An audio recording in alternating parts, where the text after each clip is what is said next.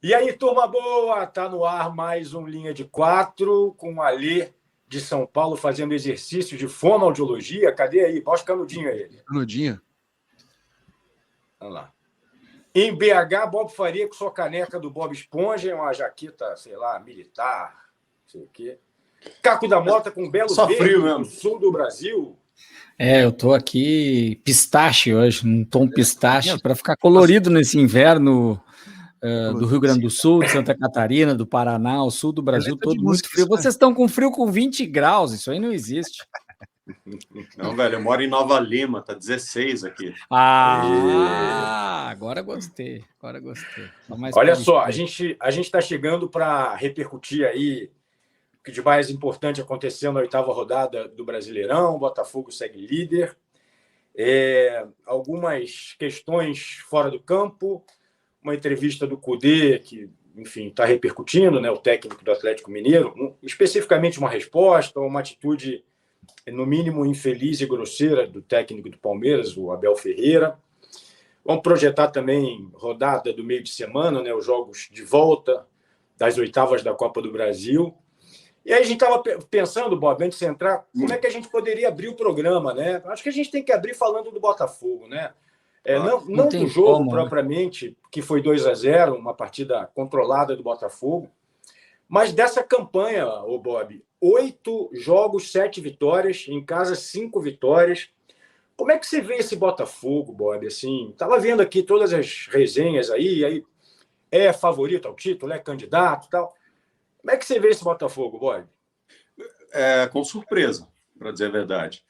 Porque em qualquer lista que a gente fizesse há 8 rodadas atrás, a gente não ia dizer assim, o Botafogo tá brigando para ser o líder, vai sair na frente e tudo mais. É um time muito consistente, encontrou um artilheiro que está inspirado, né? E vem fazendo um bom trabalho. São só 7 rodadas, são só 8 rodadas e tudo mais. Ok, mas até agora está fazendo o seu trabalho, está fazendo com muita competência. Mas eu vejo com surpresa, nenhum de nós esperava, né, que o Botafogo estivesse ali. Eu podia até pensar ali, entre os 6, por ali, mas na ponta, e com a vantagem que está, acho que ninguém imaginava. Eu vendo o Campeonato Carioca ali, não imaginava entre os 6, não, Bob. Imaginava brigando para não cair, de verdade. Agora, o PR está pegando tudo. O Marçal, um lateral ótimo. A zaga, eu não paro de elogiar o Cuesta e o Adrielson. O Luiz Henrique está jogando muito. Tiquinho nem jogou contra o América Mineiro. Ali, qual é o seu destaque aí do líder do campeonato com gordura para o segundo colocado Palmeiras, né? Você sabe que eu fiz Botafogo e Cerro Valerro pela Sul-Americana no Engenhão, tal, pela Sul-Americana, já tem quase um mês já isso. E eu não conhecia o Eduardo. Eu acho, para mim, um jogador muito bom, se adaptou de uma forma absurda, ele consegue... Eu acho que é um trunfo dos grandes times. Eu uso sempre como exemplo para explicar isso, o time do São Paulo, tricampeão brasileiro do Muricy, 6, 7, 8. Que o time mudava as funções, né, seu esquema tático, com os jogadores que estavam em campo. Tinha o Leandro e tinha o Souza, que jogavam em 3, 4 funções. E eu vejo muito o Botafogo conseguindo fazer isso. O Eduardo avança, ele vira um segundo atacante, ele vira um primeiro atacante, ele volta e recompõe, né, ele consegue fazer uma armação. Eu acho o jogador muito interessante. E para um time como o do Botafogo conseguir ter os resultados, né, que tem, primeiro passa pelo técnico, que eu acho que acaba sendo um destaque também, porque ele aproveitou o período que ele estava do Campeonato Carioca até o Campeonato Brasileiro e arrumou o time. Os caras aqui fazem aquela intertemporada, né? Que quando tem 2 semanas de paralisação do Campeonato Brasileiro, o time volta pior do que estava. É verdade. E ele arrumou jogando a Taça Rio, quer dizer, ele não ficou só treinando, não. A Taça Rio para classificar para a Copa do Brasil do ano que vem. Então, para mim, eu acho o goleiro muito bom, eu já conheci ele aqui de São Paulo, tal, mas aqui quase não jogava, evidentemente, porque ele era a geração Rogério Ceni, né, que não conseguia jogar. Muito bom, mas o Eduardo, para mim, chama muita atenção mesmo, é um bom jogador, cabe em qualquer time hoje em dia. Caco, o segundo gol foi impressionante, Caco. O toque que o Eduardo dá de calcanhar, o Luiz Henrique, com uma tranquilidade, dribla o goleiro, veloz, espetacular o segundo gol. Mas veja que a gente vai sempre citar mais de um jogador no conjunto da obra do Botafogo. Eu vejo o Botafogo o inverso do Flamengo daquilo que eu falo. O Flamengo, eu costumo dizer, estou até quase me arrependendo de dizer isso, porque o tempo passa e os jogadores do Flamengo vão resolver pela qualidade do elenco. Eu não vejo essa qualidade toda no Botafogo, todo mundo vai concordar. O Eduardo, um grande jogador, mas não dá para afirmar que é um jogador diferenciado do futebol brasileiro ainda. Pode chegar lá, ele não é o cara assim, nossa, que cara espetacular, genial da bola. Para mim, por isso que é o contrário, é o técnico que está fazendo a diferença. É o trabalho do Luiz Castro. É o conjunto da obra, é o equilíbrio que tem o time, a entrega, a intensidade. Não estou desvalorizando os jogadores. Claro que não. Tem vários que estão se destacando. Por exemplo, o Vitor Cuesta, eu vi muito no Internacional, como caiu o Vitor Cuesta nos últimos anos. No próprio Botafogo ele começou parecido, eu digo, o Vitor Cuesta é aquele do fim do Inter, que não estava legal. E aí ele recomeça, ele readquiriu a melhor forma no Botafogo. Claro que zagueiro é meio complicado de elogiar, porque vira e mexe eles falham, os zagueiros, os goleiros é meio complicado, mas ele está muito bem de novo, com aquilo que ele tinha de bom também, que era fazer gols em escanteios, lançamentos de longa distância de qualidade. Mas eu vejo o conjunto da obra, o trabalho do técnico está fazendo a diferença. E que bom para o futebol brasileiro que está aprendendo a deixar os técnicos trabalharem. Mas não deixem só os portugueses, os que vêm de fora. Deixem os daqui também trabalhar mais tempo. Aprendam com... Não é só com os de fora que a gente tem que ter essa paciência, só porque ele tem uma grife de ser europeu. Ô, Caco, não vou deixar passar esse gancho, não. Você citou o português Luiz Castro, eu vou citar o português Abel Ferreira. A gente vai falar de Atlético Mineiro 1, Palmeiras 1, dois times que estão no G4 do campeonato, candidatos ao título brasileiro. Como o jogo foi em BH, Bob, contextualiza o que aconteceu depois do jogo, não é? E a gente tem o vídeo também, Bob. Só dá um contexto para que, se por acaso alguém ainda não viu, só para entender. Vamos entender, assim, no jogo em si, foi um jogo muito tumultuado do ponto de vista da arbitragem, né? Há muita contestação com relação à linha do VAR em relação ao gol do Rony, se estava impedido, se não estava, se a linha foi bem traçada ou não foi bem traçada. O fato é que o gol foi anulado.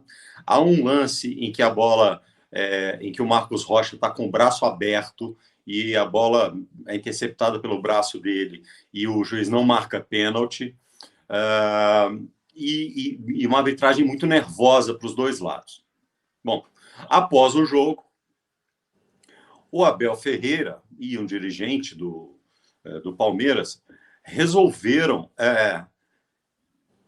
não sei de onde tiraram uma ideia tão absurda, de dar de presente para o árbitro uma camisa do Palmeiras. Eu não sei se foi um ato de ironia, não sei se foi um ato de... Não vou dizer ingenuidade, porque não tem ingênuo no futebol, mas enfim. Para mim, soou como uma ironia, sabe? Soou como uma coisa assim meio... Sabe bater palma para o juiz?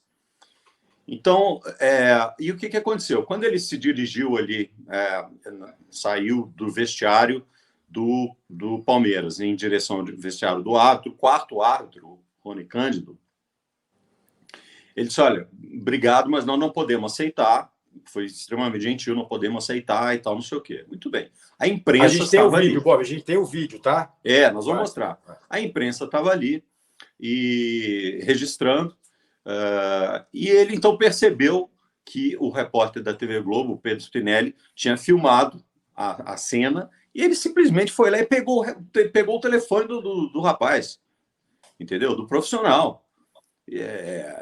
Aí não sei se ele chegou a apagar ou tentou apagar, enfim. E outros repórteres, inclusive o Henrique André da Itatiaia, estavam filmando e dizendo para ele, olha, você não pode pegar o equipamento do repórter, você não pode pegar o celular dele, isso é furto, né? Agora, depois ele se desculpou, mas é uma atitude que não pode passar em branco, não pode passar batido. Uma pessoa não pode pegar o equipamento de um jornalista e querer censurar aquilo que ele estava mostrando. Vamos só ver o vídeo, que aí depois todo mundo fala conceitualmente sobre essa questão. Tem dois vídeos, eu vou mostrar o primeiro, que é esse aí, de tudo que o Bob relatou. Depois tem um da consequência de tudo por outro ângulo. Tá bom? Eu não tirei pra mim, senhor, que eu te tratei tão bem. Leve ele embora. Trata ele pra cima. Senhor.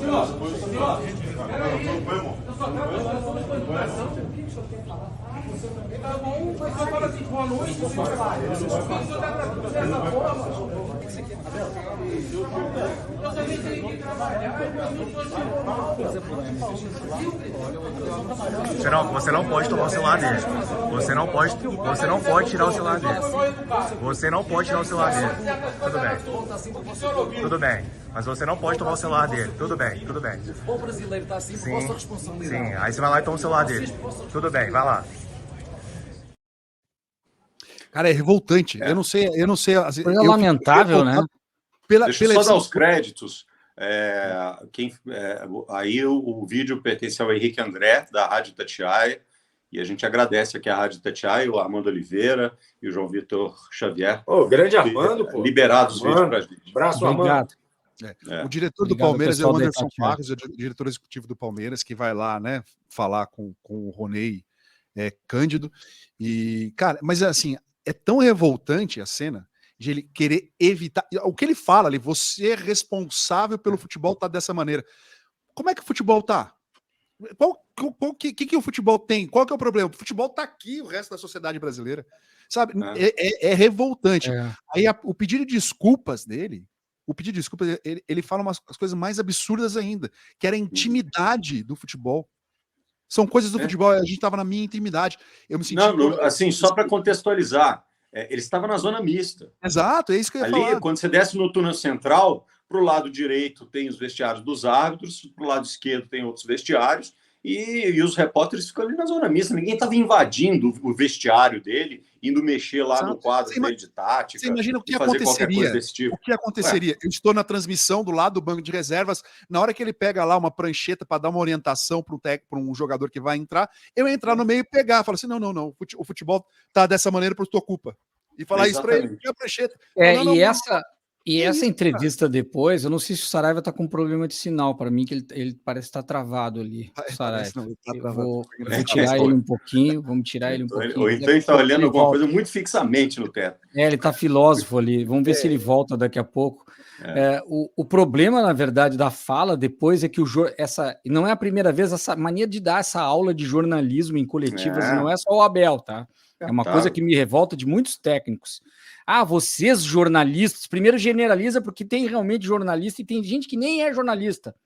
É que tem gente que tem canal do YouTube, tem outras coisas, e aí tudo é jornalismo. Que é torcedor e cria um canal, é patrocinado pelo clube e vai lá para poder levantar a bola do clube.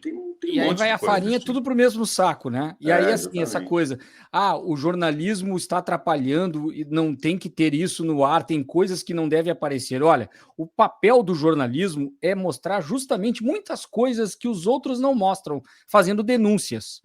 Agora, se tá numa zona mista, se tá dentro, se alguém agrediu, se alguém teve um empurra e tem um jornalista ali, ele é mau jornalista se ele não registrar. É o papel dele registrar e mostrar isso, justamente para trazer a intimidade de algo que está errado. Agora, o dirigente e o clube têm o direito de colocar no seu plano interno alguns assuntos. Então, se fechem numa sala, não apareçam, e esse assunto é de ordem interna. Mas exposto daquele jeito, não tem como não aparecer. Aí vai arrancar o celular do jornalista. Então, isso não tem o menor cabimento. Assim, começa errado. Vocês podem me corrigir se quiserem. Mas, assim, eu não acho uma coisa natural, uma coisa normal que um treinador saia do seu vestiário para entregar uma camisa, um presente, um chocolate, qualquer coisa que seja para o trio de arbitragem. Eu nunca vi isso aí. Isso aí deveria ser proibido até a CBF se manifestar. Não, é proibido. O próprio árbitro disse, olha, obrigado pela gentileza, mas nós não podemos aceitar isso. Né? Ele foi muito correto nesse sentido. E não pode mesmo. O que é isso? Me parece, não é assim, eu vi muita gente na internet falando assim, lá tá pagando o pênalti do Marco Rocha, que ele não marcou e não sei o quê. Isso é uma bobagem. Me parece uma atitude muito mais de uma ironia de mau gosto, entendeu? Do que qualquer outra coisa. Porque sai reclamando do juiz, falando que a arbitragem foi ruim, que teve lances que foram questionáveis, que cartão foi dado na transição, que houve que o pênalti não deveria ter sido mal anulado, e depois vai lá dar um regalo para o árbitro. Bom, me ajuda aí, né, velho? A gente tem aqui o outro vídeo. Não, você passou, não passou? Esse não aqui tem um outro de um outro ângulo, né? Peraí, gente. Peraí, cara, não tô entendendo nada. Tá bom? Eu não tô entendendo nada. Senhor, que eu te tratei tão bem. Peraí. Ô, senhor. Peraí. Eu só trato as pessoas com educação. O que o senhor quer falar? Tá bom, mas eu falo assim, boa noite, eu fico falando. Por que o senhor tá tratando dessa forma?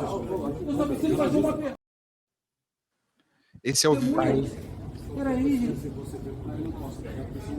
Peraí, cara. Esse é o vídeo do Spinelli, né? Esse é o vídeo que estava do celular do Spinelli. Não. Esse é um outro jornalista que... Ai, meu Deus, eu preciso me lembrar o nome. O nome tá no meu outro WhatsApp. lado, na verdade ele está do lado ali também. É outro ângulo. O vídeo do Spinelli, eu não sei se foi veiculado. Me parece que sim. Sim, eu vi. E então não chegou a ser apagado ali pelo Abel. Mas que atitude tempestiva. E assim, o que eu achei mais patético, assim, ridículo, para dizer a verdade, olha que eu acho o Abel o melhor técnico em atividade no Brasil, de fato. Acho ele brilhante, absolutamente brilhante. Mas o que eu achei de péssimo tom foi na entrevista coletiva. Ele diz: são coisas do futebol, coisa do futebol, não sei isso. Não, isso não é coisa do futebol, não. Não é assim que a banda toca, não, velho. Pedir desculpa para quem me. Talvez eu tenha me cedido. Para quem acha que eu me cedi, desculpa. Cara, não, eu errei e tal, tudo legal, vai lá e pede desculpa, mas fala que errou mesmo. Não deveria ter feito, o cara tinha a liberdade de fazer e eu me excedi mesmo. Pede desculpas, cara, dessa forma. E não é a primeira vez que ele trata mal o pessoal, né, assim, que estava trabalhando. E tem uma coisa que me incomoda muito, é dizer assim, isso é culpa do futebol. O que é culpa do futebol? Ele reclama muito do calendário. O calendário é aceito pelo clube. Reclama com a imprensa. Ale, não foi isso que ele disse. Ele disse o futebol brasileiro está assim por causa de vocês. Pois é. Por vossa culpa. Ou seja, por culpa da imprensa. Não, sim. Mas isso que eu tô falando. Qual a nossa responsabilidade pela organização do futebol? E culpa do quê? Né? Ficou tudo assim. O que tá errado? Quando ele reclama aqui em São Paulo, ele fala que aqui se joga demais. É verdade, todo mundo fala isso. Inclusive a imprensa fala que se joga demais. Agora, não é só que ele vai lá e reclama, fala assim, a imprensa tem que ficar falando que se joga demais, para ver se muda alguma coisa. Não, vai lá e reclama com o presidente do seu clube, com o diretor do seu clube, que vai lá dar o aval para o calendário ser dessa forma, para validar o Campeonato Paulista, que tem 30 rodadas, 20 rodadas, enfim, reclama com quem se deve reclamar. Você pode falar, dar sua opinião, mas não falar que é culpa da imprensa ou que seja, de quem não mexe no calendário. Não vão lá no jornal e falam assim, aí o pessoal do TV não sei o que, vão fazer aqui as datas do campeonato. Não é assim que funciona. São as federações, confederações que falam tal e que decidem. Ou então decidam dentro ali do âmbito administrativo, dizer assim, olha, tem 4 competições, mas nós não vamos jogar as 4, vamos jogar só 2. Entendeu? Abre mão da vaga, não sei. Aí cada um tem um... Lógico que eles não vão fazer isso, entendeu? Volto a dizer, acho o Abel, assim, o melhor técnico em atividade no Brasil. O time dele é brilhante, o time do Palmeiras é sensacional, uma delícia de ver jogar. Mesmo com um gramado ridículo como está o gramado do Mineirão, os times fizeram um grande jogo, um jogo muito movimentado, um jogo muito, muito bom de ser visto. Mas, enfim, isso aí absolutamente desnecessário, né? Não, é só para pegar o gancho da questão de brigas com a imprensa. Para usar o livro dele, eu acho que foi Coração Quente e Cabeça Quente também. Exatamente. Tá virando uma ironia o livro, né? Porque sacou de cabeça fria. Depois que ele escreveu o livro, nunca mais teve cabeça fria. Ontem o Cássio, ele fez 2 saídas de bola, reposição de bolas ruins, e a torcida o vaiou. E na sequência ele fez uma belíssima defesa. E fez aquele estilo Messi, né? O técnico da Holanda fala mal agora, né? Critica tal, que o Messi estava defendendo um jogador argentino, enfim. E na zona mista, que é o mesmo ambiente que estava o Abel, onde os repórteres ficam lá para entrevistar os jogadores e tal, o Cássio falou com a imprensa e falou que não foi por torcida, não. E quando o pessoal do site perguntou, no caso o Rodrigo Vessoni, que é do site Meu Timão, aliás, para mim o melhor setorista disparado hoje no Brasil, porque tem muita informação e dá muita informação, questionou educadamente ao Cássio. O Cássio estourou com ele e falou assim: o seu site estava lá dizendo que eu faltei respeito com a torcida. O dia que eu faltar respeito com a torcida, eu pego minhas coisas e vou embora. E não respondeu direito, né? Ele foi super grosseiro, assim, ele teve um atrito. Bom, o Vessoni falou assim: eu tô trabalhando, eu não consigo ver o que o site publicou, porque eu saio de um lugar e venho para cá para entrar ao vivo para te entrevistar. Eu não vi, não sei o que o site fez. Mas ele reclamou que o site teria falado que ele tinha faltado respeito com a torcida do Corinthians. Primeiro, ele deu um troco. Fazer assim não é comemorar. Ele não comemorou a defesa assim. Realmente ele estava dando uma resposta para alguns torcedores. Beleza, tudo bem. Segundo, ele deve ter se arrependido de fazer isso. Né? Ele falou: não precisava ter feito, porque pegou mal. Terceiro, não precisa tratar mal ninguém. Se a pessoa te tratou com respeito, falou com tranquilidade, trate bem, sabe? Pô, o Cássio fez uma partidaça ontem, fez um baita jogo, fez várias defesas. Muito do que o Corinthians conseguiu de resultado foi por conta dele, mais uma vez, no gol. Então, cara, calma. Calma. As pessoas, né, ele chegou até a falar assim, ó, o site chama Meu Timão, pô, vocês são do Corinthians, vocês têm que torcer pro Corinthians fazer uma coisa melhor. Aí o Vessoni, poxa, na elegância dele, falou assim: o site carrega o nome, é um site setorista, mas não tem que ser chapa branca. O site não é chapa branca, pelo contrário, estamos aqui para cobrir o time, né? E para criticar quando for necessário, já quando for merecedor. Enfim, só para dizer assim. Eu acho que hoje tem muita distorção. Há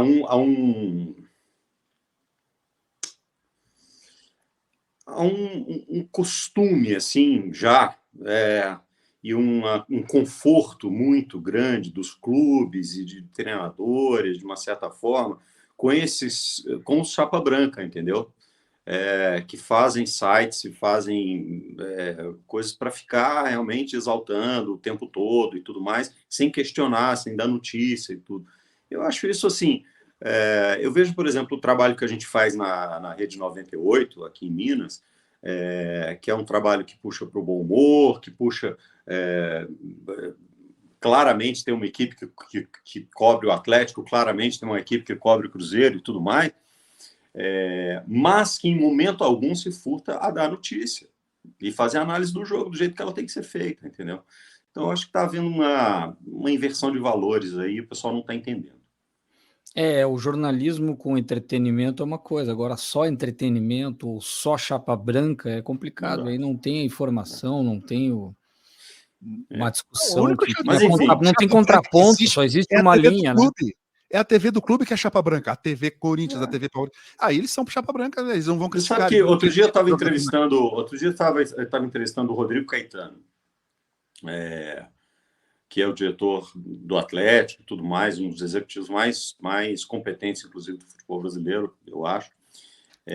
E o Atlético não deixa ninguém entrar no centro de treinamento. E aí eu falando para ele, falei assim: olha, estou falando que tem que deixar os caras, a imprensa entrar como era no meu tempo, que a gente parava o treinamento para entrevistar os caras. Não é isso, entendeu? Mas eu acho que fará bem ao clube se você, uma vez por semana, abrir para mostrar como é o tipo de trabalho que está sendo feito.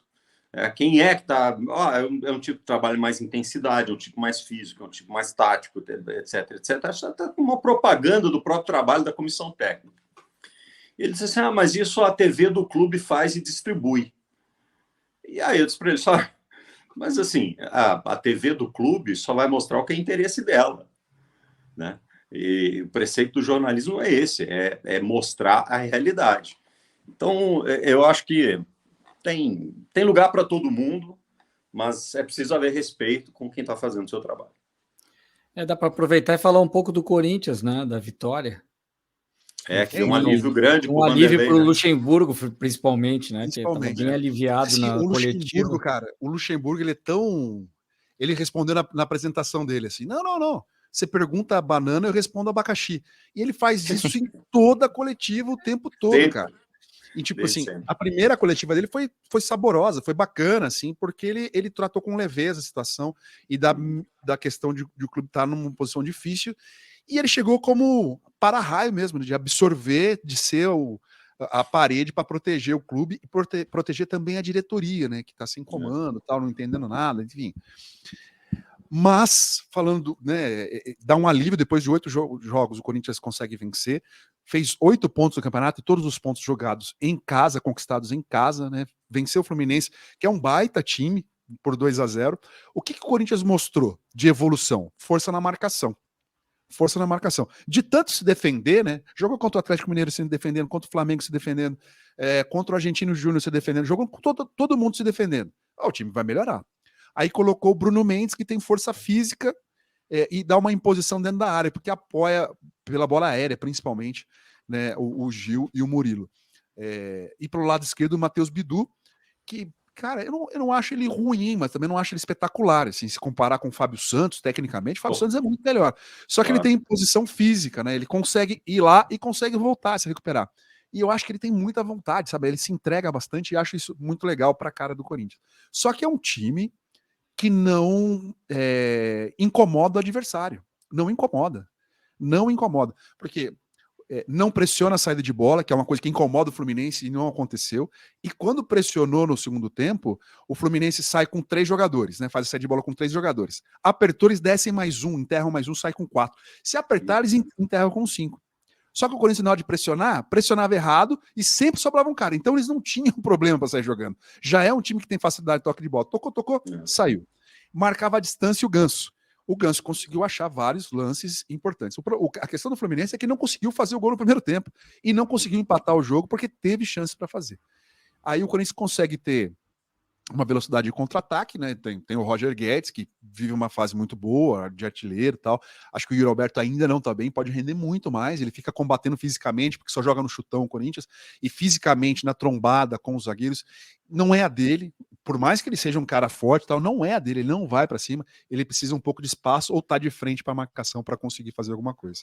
Então, o Corinthians tem muito que evoluir. O grande lance do Corinthians, né, é a entrada do Renato Augusto, a volta do Renato Augusto. Ele lá joga 20 minutos, pega pouquíssimo na bola, mas ele pega na bola no segundo gol. Né? Ele pega a bola e clareia o lance, entrega a bola para o Fagner, que também tinha entrado, o Fagner lança o Roger Guedes, que faz o gol. Então, a importância, né, de ter um jogador dessa forma. Porque o Corinthians não tem nem metade disso. Que o Adson, que seria o meio que joga dessa forma, né, que jogaria dessa forma para ser armação, não faz isso. Né? Ele é um cara que recebe bola e tenta dar velocidade por um lado, mas ele não arma ninguém. Então, é um time que tem um buraco gigante. Eu acho que o Corinthians vai melhorar muito ainda no campeonato quando o Michael voltar a jogar. Porque o Michael tem condição de estar lá, ele já mostrou isso, né? Não mostrou desde que voltou, mas ele consegue marcar, ele tem capacidade de enxergar o jogo taticamente e tem possibilidade de apoiar na armação. Ele é um bom jogador, só que não fez isso ainda. Então o Corinthians vai vendo isso. O torcedor corintiano vive uma expectativa da janela, né? Tá sendo vazado aí que o Corinthians vai estar disposto a contratar 5 jogadores para serem titulares do time no Campeonato Brasileiro. Onde vão achar, né? Onde vão achar?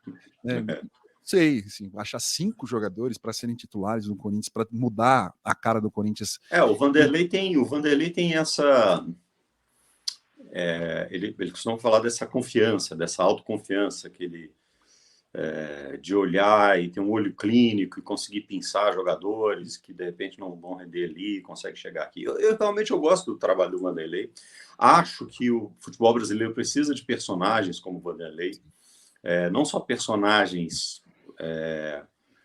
Só avisar que o Saraiva está voltando aí, teve um probleminha, está voltando, ainda bem. Não só personagens assim, porque ele é polêmico, tá, esse tipo de coisa, porque acho que isso aí é uma coisa meio rasa, mas porque acho que ele conhece futebol, ele consegue montar boas estruturas, eu acho que ele realmente pode fazer um bom trabalho. E o que eu perdi, pessoal? Desculpa, Bob, desculpa. Luxemburgo é a pauta. A gente está falando do Corinthians, já emenda na Corinthians. versão Fluminense, né? Que não tinha o Diniz ontem no banco de reserva. Eu tinha Eduardo Barros, né? O que eu queria talvez levantar, pessoal, desculpa, eu peguei o bonde andando aqui, acabei não falando do Abel, mas tenho certeza que vocês está no comando, então... Não, vocês falaram tudo que brincando. deveriam ter falado. A minha pergunta é: o Fluminense não ganha 4 jogos, né? E perdeu 3 seguidos. Aí eu acho que é uma questão física. Tem o Marcelo que não está conseguindo ter uma regularidade, o Alexander, que estava jogando muito bem, se machucou. Será que os times estão meio que aprendendo a neutralizar o Fluminense? Ou tem também essa questão física? Quem quiser responder aí. Cara, eu acho que tem alguns times que estão sofrendo. O Fluminense, os times que precisam de muita intensidade para jogar, como é o caso do Fluminense, como é o caso do Flamengo, por exemplo, do São Paulo, que pede o tempo todo para tal. Eles estão sofrendo nesse início de campeonato brasileiro. Não dá nem para dizer que é início de temporada, porque já jogaram um monte de coisa e tal, mas nesse início de campeonato brasileiro, eles estão sofrendo muito com isso. No jogo do Flamengo, só para fazer o paralelo, no jogo do Flamengo com o Cruzeiro, por exemplo, aos 15 minutos do segundo tempo, o Flamengo estava lambendo o gramado, velho. Entendeu? E o Cruzeiro conseguiu manter a intensidade o tempo todo e arrumou um bom resultado, na minha opinião. Então, assim, esse modelo de jogo é um modelo que pede um condicionamento físico muito apurado, muito apurado. E não sei se todos os times têm condições de fazer isso. Né? Eu não acho que tenha aprendido. Vai lá, Caco, vai lá. Vai entrar para o lado daqui a pouco eu vou falar um pouco também do Grêmio e do Internacional. Só a manchete, o lado do Internacional, que é o time de pior condicionamento físico do país nesse momento, da Série A, que eu digo, colocando os times do Campeonato Brasileiro, é impressionante. Mas às vezes é porque não está sabendo fazer, e vale para todos, mas o Diniz está tentando fazer isso, que é uma coisa que a gente demorou a se acostumar com isso no Brasil, mas há muito tempo a gente defende aqui, que é um rodízio, uma gestão de grupo bem feito, ter jogadores. A gente depende demais, fala do Corinthians, mas cadê o substituto do Renato Augusto? Cadê não sei quem? A gente pensa muito de uma forma individual, não só o time, mas o elenco como um todo, né? E equilibrar o elenco, muitas vezes, mas o Botafogo hoje não vai jogar com o Tiquinho, mas ele está fazendo uma gestão também do grupo. Então, mas Caco, veja funciona. Bem, a gente tem que pensar, quando a gente pensa nisso, a gente tem que entender que a maior parte dos clubes brasileiros não tem substitutos do mesmo nível técnico. Não, claro, com certeza. Entende? Então, assim, vai fazer o Cudê, por exemplo, o Atlético foi muito criticado porque ficou fazendo rodízio. Muito rodízio. O problema não é o rodízio. O problema é que você tira um jogador, você tira o Batalha, por exemplo, que é o único volante que ele tem, e coloca o Edenilson para jogar de volante, a queda técnica é gigantesca. Você tira o Mariano e bota ou você tira o Rubens e coloca o Dodô para jogar de lateral esquerda, a queda técnica é muito grande. Ou tira o Lemos da zaga e coloca o Gêmeo. Então, assim, isso acontece com a maior parte dos times brasileiros. Pois mas se ontem no jogo do Palmeiras, todos, Bob, exemplo, é isso que eu ia chegar. Se acontece com todos, todos estão na mesma. Então, aquele que souber equilibrar melhor mesmo, o próprio Mano falou isso, e falou bem até. Ele disse assim, às vezes, quando o time está desequilibrado coletivamente, o ruim é ruim, o pior jogador joga mal, o médio cai mais um pouco. E o bom fica pior ainda. Exatamente. Agora, quando tu está organizado taticamente, mesmo com problemas físicos, mesmo que tu encaixe algumas peças que não são do mesmo nível técnico, o equilíbrio tático acaba resolvendo.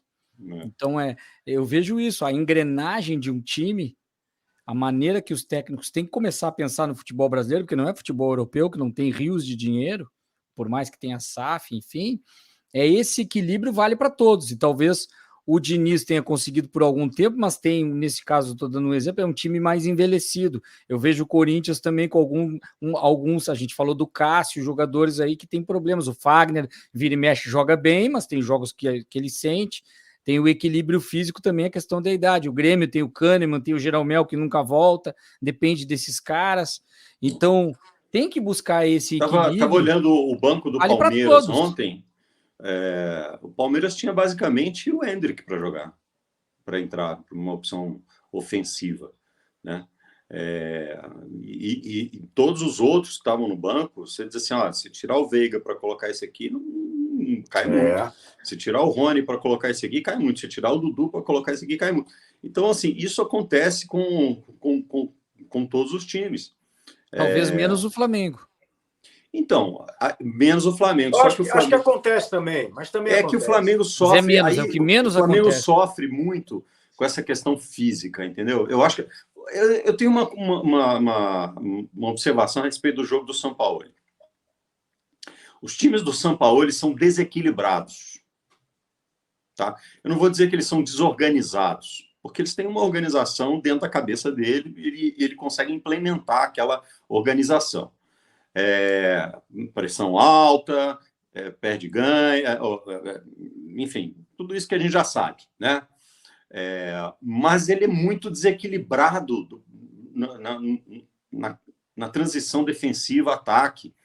Ele joga com a linha muito alta, então ele tem sempre um espaço nas costas, os laterais saem o tempo todo e tal. Então, isso é característica do time do Sampaoli. Então, por mais qualidade que tenha, é um time desprotegido, né? Então, é um time de tudo ou nada.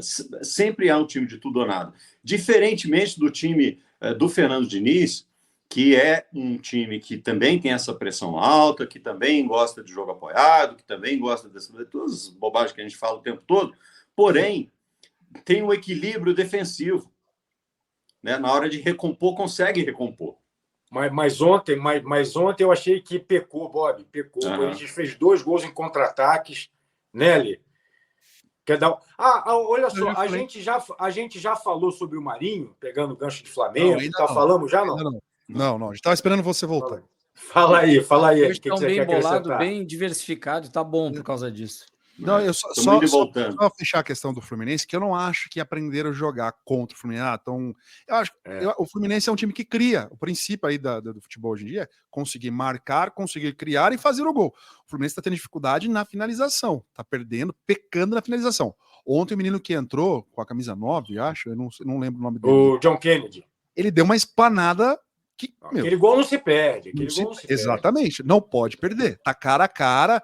40 minutos do segundo tempo, cara a cara, tipo, né, o Vanderlei empataste, estava 1x0 ali ainda. Estava 1x0, o Vanderlei Luxemburgo comemorou como se fosse um gol do Corinthians, para você ter uma ideia.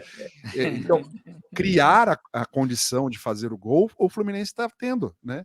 Pelo menos no jogo contra o Corinthians foi assim. Ele conseguiu se defender contra o Flamengo. Né, o jogo na Bolívia não conta ali. Altitude lá, foi um time completamente aquele lugar é horrível, todo mundo joga mal lá, não dá para jogar lá. Então, eu acho o time muito bom. Então, eu estava falando, o Corinthians é um time que não incomoda tanto, né? O Samuel Xavier jogou ontem com uma liberdade absurda, porque não tinha ninguém nas costas dele. O Roger Guedes não estava jogando aberto na esquerda, estava jogando centralizado, como se fosse um outro centroavante. Sim, era o Bidu, né? O Bidu, ali teve um lance. Era só o Matheus Bidu, só que o Matheus não joga nas dos dois ali também. Daí o Samuel vinha ajudando o Ganso pelo meio, né? Um time que povoa bastante. Enfim, eu acho que a condição é de melhorar a pontaria do Fluminense para jogo, né? Principalmente contra o jogo contra o Corinthians. Mas o Marinho, isso pode contar. E o que aconteceu com o Marinho? O Marinho não quis viajar, né? Qual foi dessa vez? O Marinho está afastado do grupo, está treinando separadamente. A informação é que o Sampaoli quis levar todos os jogadores, inclusive os lesionados, para o Chile. Tanto que o Arrascaeta foi e estava fora do jogo. E o Marinho não quis ir. Aí, segundo o GE.com, além disso, o Marinho estaria negociando com o São Paulo. Tá? Trabalhou com o Dorival e tal, e parece que essa é a informação.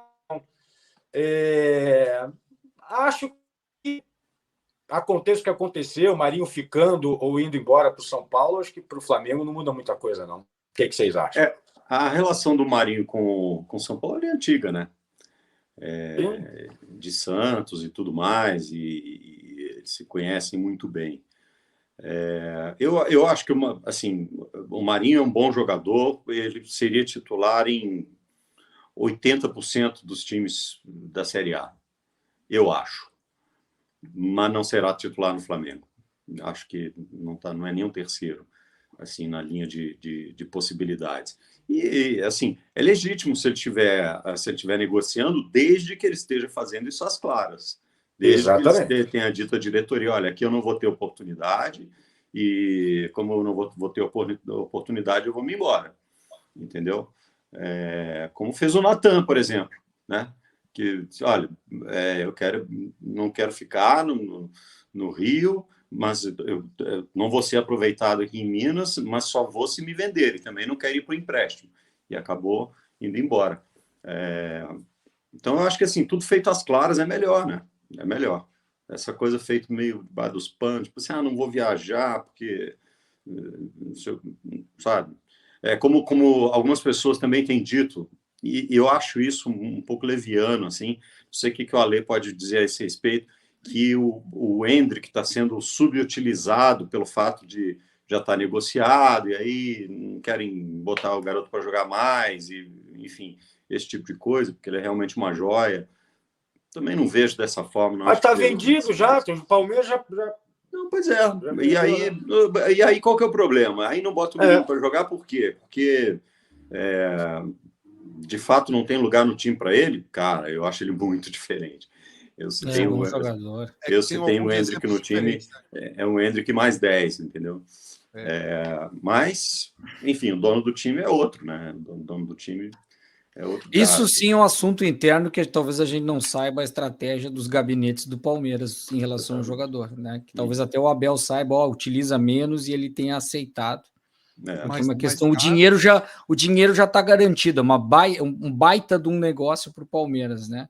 Mas em relação ao Marinho, só o Marinho realmente no São Paulo pode jogar mais. São Paulo vai trazer o Pato agora, né? Tá para confirmar. Quem? Já fechou. Alexandre Pato. Não estou elogiando nem nada, só estou dizendo as mudanças do São Paulo. Não elogiei, Saraiva, calma. Então vem o Pato, mas é um jogador que tem chance de jogar mais vezes no Flamengo. Realmente ele disputa muita posição, até depois que o Cebolinha começou a aparecer mais também, então tá complicado dele virar titular, não tem lugar no Flamengo. Eu tô pensando nisso que você tá dizendo aqui, cara.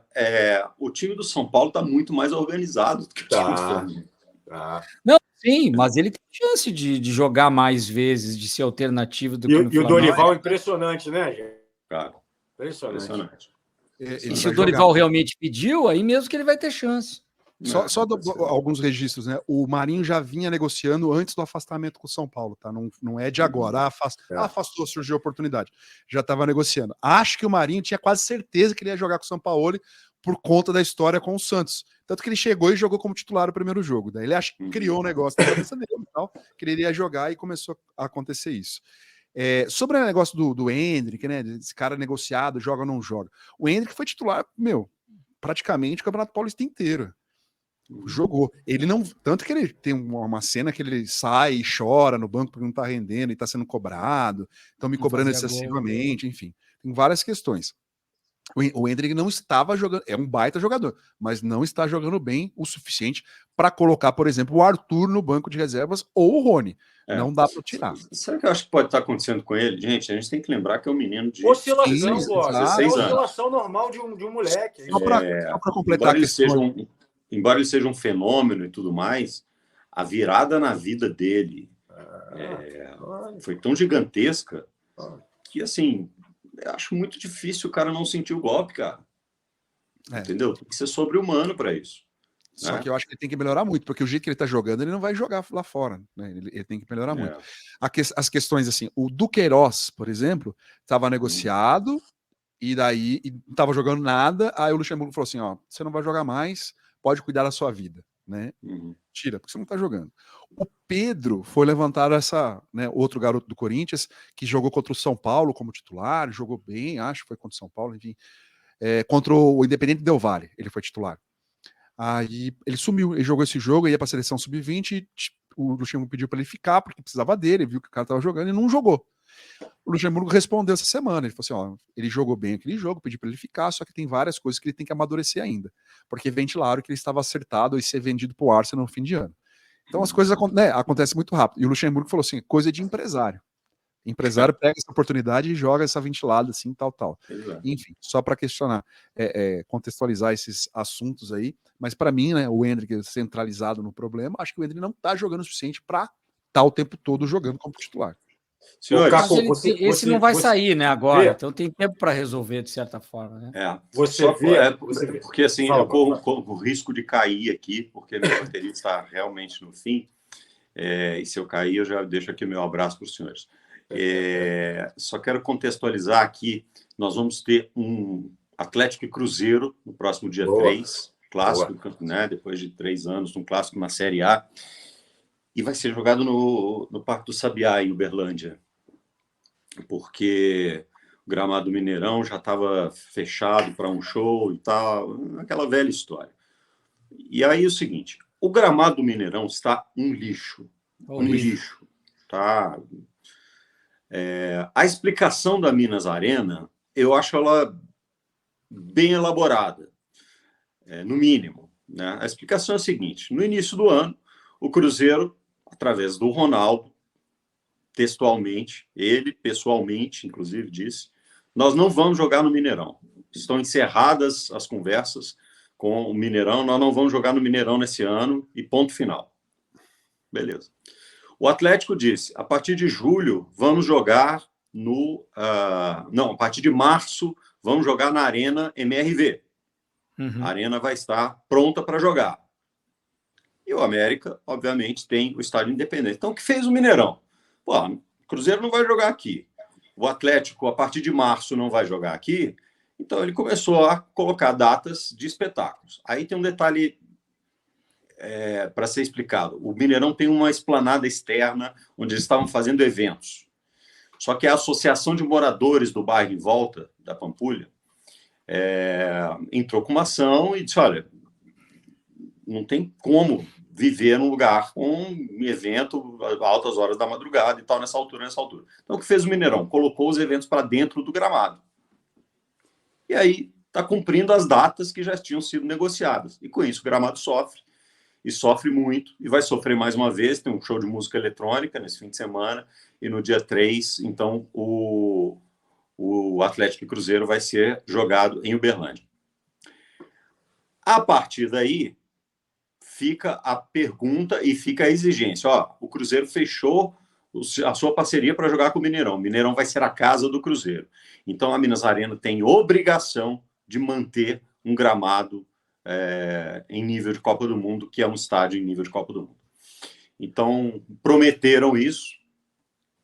E aí tem um monte de coisa, dizer assim, não, porque nós estamos plantando uma grama de inverno, porque tal, não sei o quê. E eu vou confessar para vocês, esse papo de trocar de grama para inverno, para grama de verão, para não sei o quê, é um negócio que costumava acontecer, não me lembro, assim, de meio de temporada, os estádios falam, não, agora nós vamos ficar 15 dias parados, porque tem que trocar a grama para grama de inverno.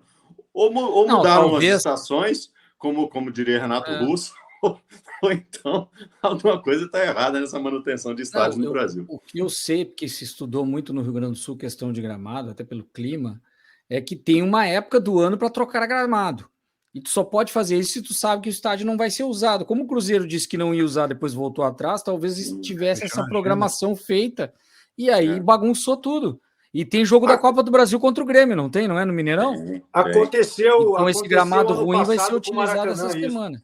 Aconteceu com o Maracanã, trocaram no meio da temporada, Maracanã ficou fechado, é isso.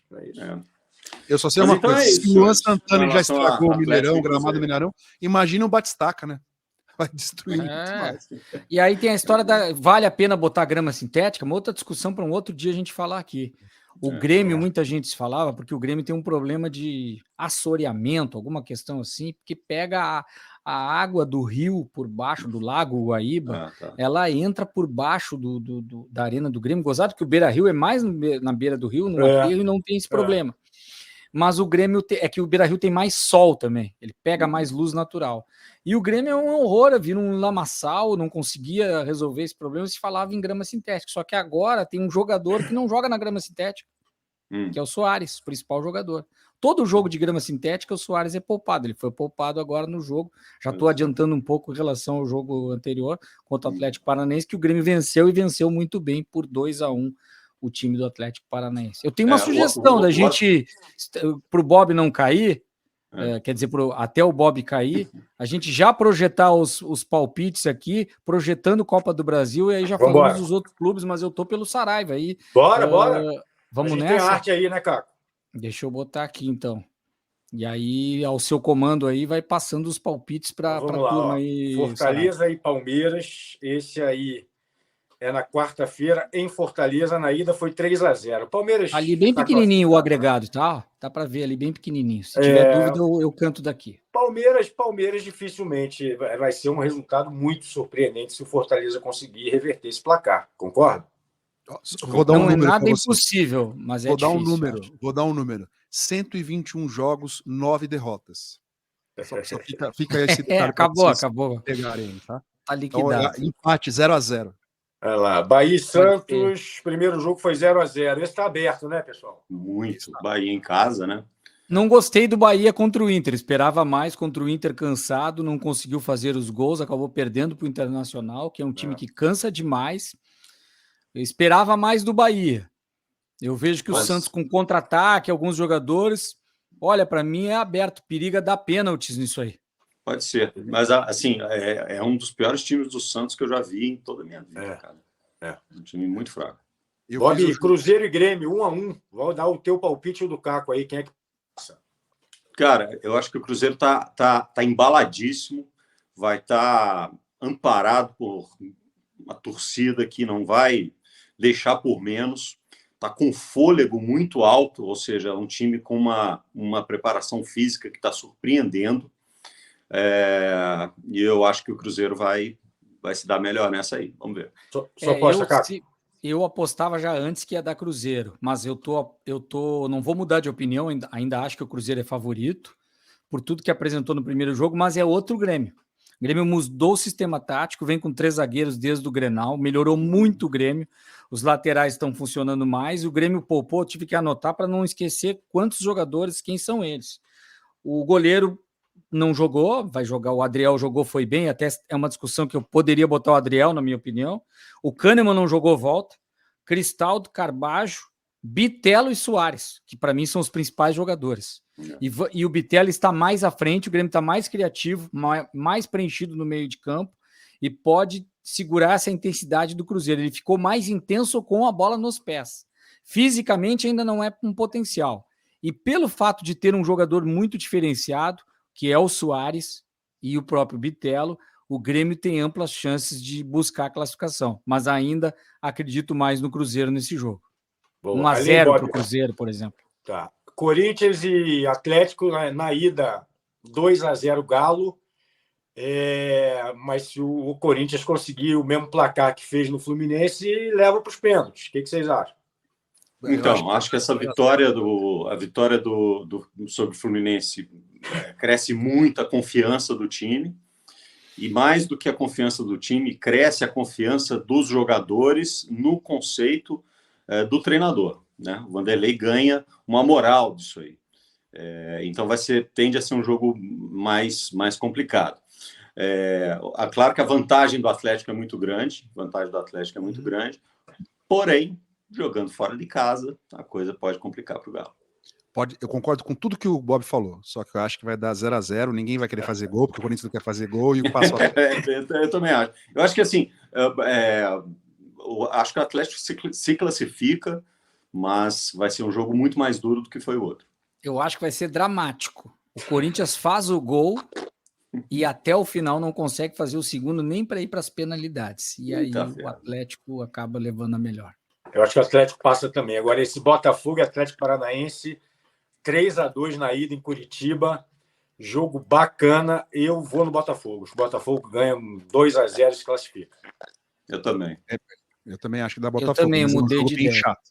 É bem chato esse jogo. O time do Atlético é traiçoeiro, é experiente, não é bobo. Eu mudei de ideia. Lembra que talvez não, a gente lembra do que a gente fala, mas eu apostava no Atlético Paranaense. Agora eu tô no Botafogo. Pessoal, o Bob caiu, mas a gente vai seguir com os palpites, então, da Copa do Brasil. Hora de Internacional e América Mineiro.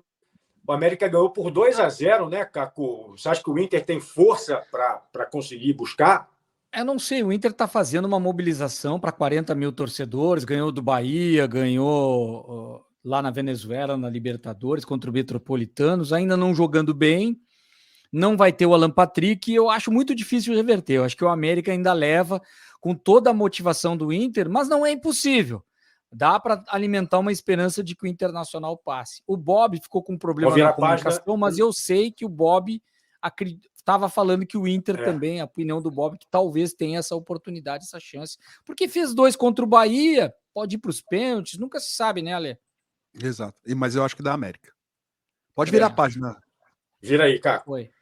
Ó, São Paulo e Sport. São Paulo ganhou o primeiro também, né? Ali 2-0 primeiro. 2-0. Eu acho que o São Paulo é um time preenchido agora. Ele sabe como jogar, a forma de jogar. Acho que falta jogadores experientes, bons jogadores, mas é um time. Ele sabe como jogar. Está empolgado com o número de vitórias, né? Acho que já são 11 jogos sem perder. Então o Dorival arrumou. O clima é outro de vestiário, então aposto no São Paulo passando. O Sport é um time limitado. Acho que o São Paulo passa e até ganha fora de casa. Agora eu quero ver. Flu, olha só, vamos lá. Tudo 0-0.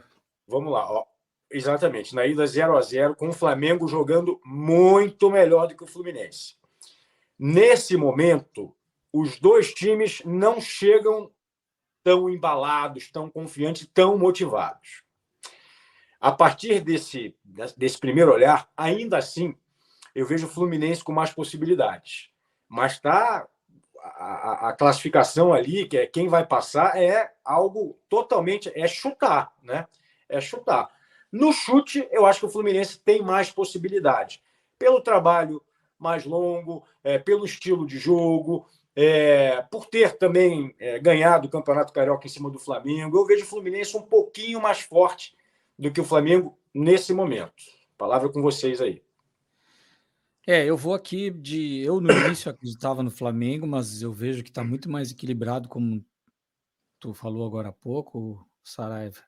Eu vou assim num empate bonito, um jogo 3-3, uma disputa acirrada, e vai para os pênaltis, e aí não sei o que vai dar, mas eu tenho que escolher um, vai dar o Flamengo nos pênaltis, eu vou manter a minha opinião, mas vai ser bonito de ver. Só para, antes de fechar, chegou a mensagem aqui, notícia, né? Que o Abel Ferreira ligou para o Pedro Spinelli, pedindo desculpas por ter tomado o celular. Então, acho que ele viu nossa gravação aqui e acabou pedindo desculpas corretamente. Fla-Flu, cara, vai ser um jogaço. Eu vou torcer de novo para dar 0-0, que eu quero ver pênaltis. Acho muito legal o pênaltis quando é o time dos outros. Mas acho que o retrospecto do Fluminense contra o Flamengo é muito favorável ao Fluminense. Mesmo com 0-0. Mesmo com 0-0.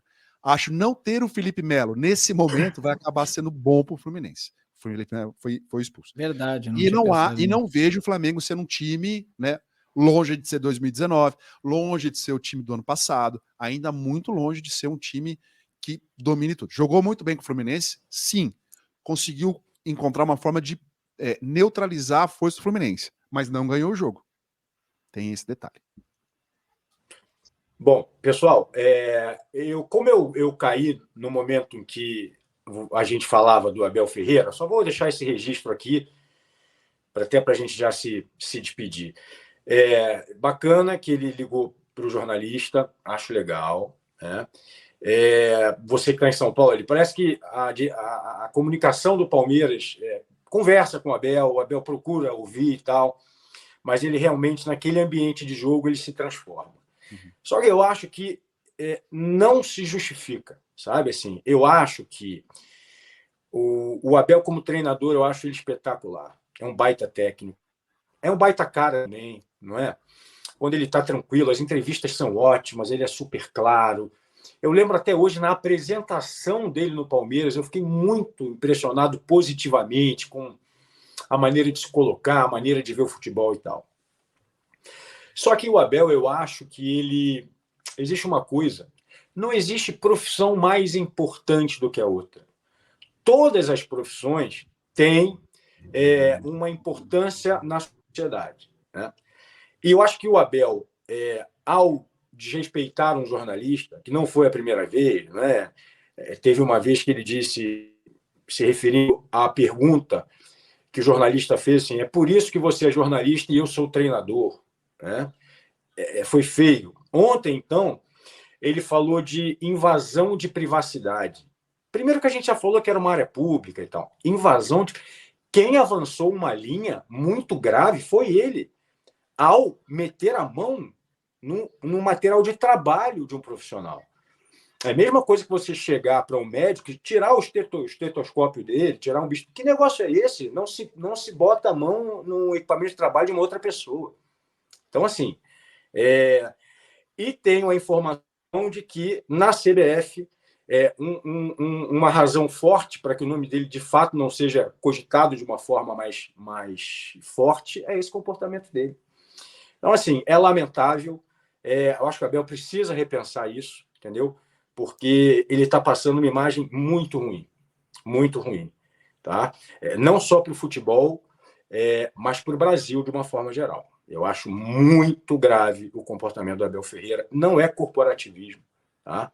Mas, assim, achei lamentável. E tem coisas, Cáquio e Elê, que só pedir desculpa, o que ele não fez na coletiva, não adianta. É isso que eu ia dizer. A marca está ali, meu velho. A marca está ali. E esse rótulo vai estar em cima dele. Isso vai ser ruim para ele a vida inteira. Entendeu? A melhor desculpa é nunca mais fazer isso. E por um bom tempo. Agora, lamentável. Perfeito que você falou. Lamentável. Nada a acrescentar. A marca, Abel, a marca já está na tua testa, brother. Entendeu? Então, assim, não adianta agora pedir desculpa. Talvez, se você não repetir isso, 6 meses, 1 ano, isso vai se apanando. Caso contrário. Pessoal, beleza? Beleza. Ótimo. Tivemos problemas técnicos, pedimos desculpas. Vamos dar uma arrumadinha aqui para voltar com tudo na próxima segunda. Caco, um abraço para você. Um abraço, boa semana. Abraço, amigo. Tchau para vocês. Boa semana para Valeu, todos. tchau. Até a próxima. Tchau.